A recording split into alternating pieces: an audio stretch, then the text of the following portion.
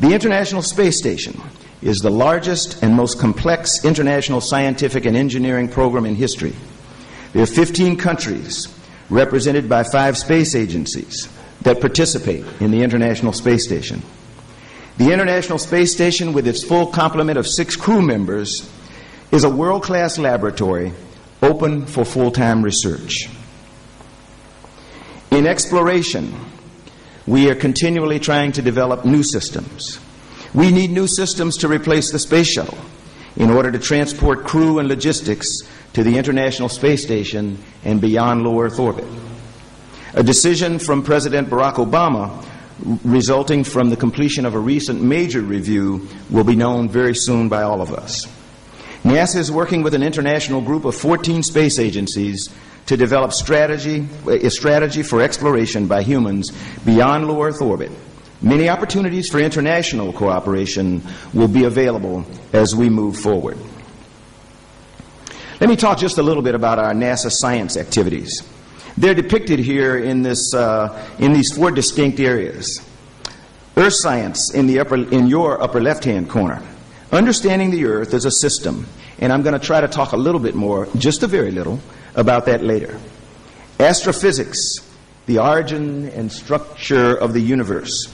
As Ava mentioned earlier when she talked about dark energy and dark matter, we are learning more today from instruments like the Hubble Space Telescope and others that roam our universe and help us to understand much, much more about not what we know, but what we don't know about the world in which we live. The picture of the Eagle Nebula, a towering gas-forming stars, is 50 trillion miles high, 7,000 light years away.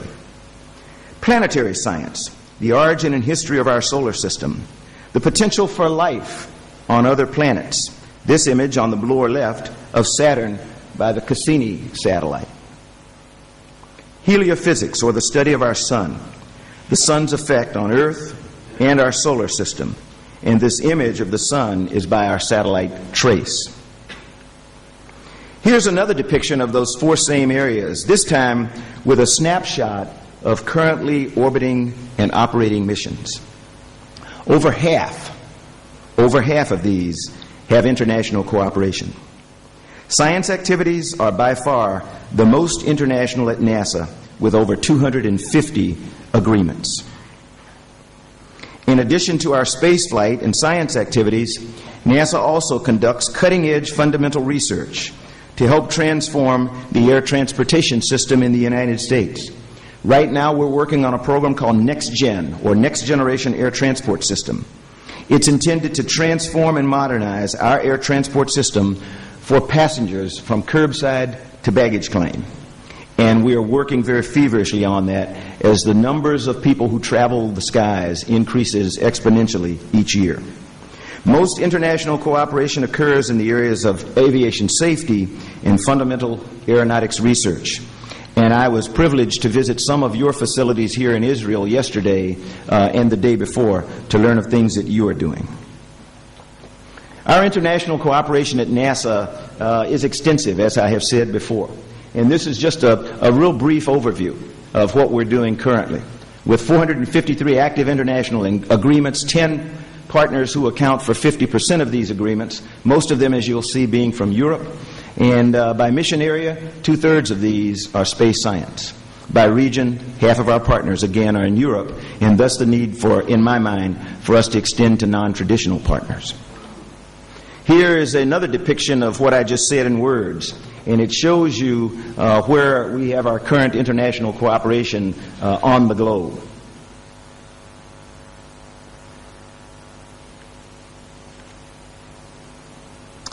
Let me shift my focus now for just a bit to an area of NASA's activities that has significant global implications.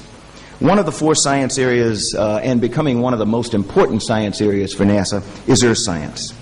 It's inherently international in order for us to understand the Earth as a system. And there are lots of opportunities for cooperation, as has been discussed between my delegation and the different industries here in Israel as we have traveled around over the last few days. Depicted here are multiple interconnected processes that affect the Earth. Some are natural, some are caused by human activity.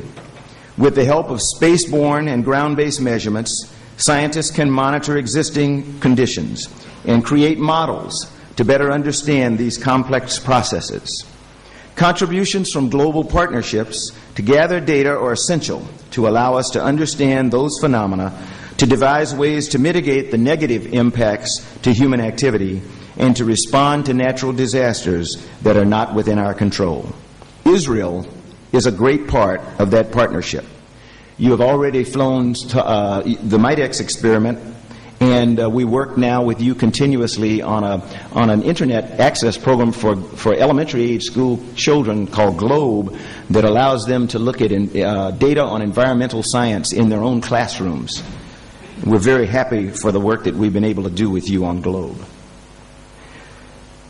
Japan's Advanced Spaceborne Thermal Emission and Reflection Radiometer, or the ASTER satellite, or ASTER instrument on NASA's Terra spacecraft, were used to produce the simulated natural color images of Port-au-Prince, Haiti, that I'm showing you now, because I want you to see how even today, through international cooperation, NASA is actually active in responding to real-world situations and how important our scientific work is.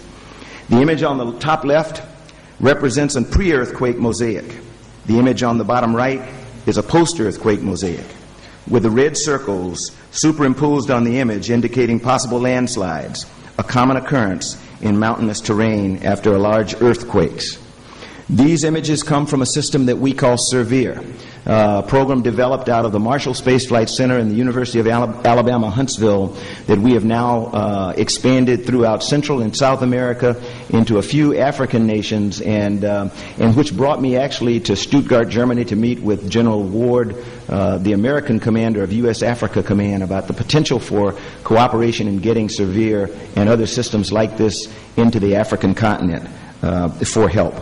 These are types of things that most of our international partners refer to as fulfilling societal needs, and that's something that I think that you will see NASA become much more involved in the years ahead. It's again been my pleasure to be here. I know Rona's out there somewhere. I see. There you go. I want to thank you and the family for making this conference possible each year. And I want to add my thanks to you for your incredible courage. You didn't ask for this responsibility, but you wear it incredibly well. And all of us are here to honor you and your family and the remembrance of Elan and Asaf as we talk these days. International cooperation is critical to us. We found that well-structured and managed international cooperation will contribute significantly to national goals of each of our partners. As I leave you, I want to challenge each and every one of you here to ensure that this partnership between Israel and the United States is strengthened and enhanced as part of the commemoration of Alain Ramon and his legacy. His legacy of achievements in life. I want to ensure that we work together such that the things of which he dreamed and the conditions of the earth of which he dreamed and often spoke come true. We can bring these thoughts together in this conference, and I ask all of you to help us make it so. Thank you very much for allowing Jackie and me to visit your beautiful country. Thank you for allowing me to be a part of this incredible conference, and shalom.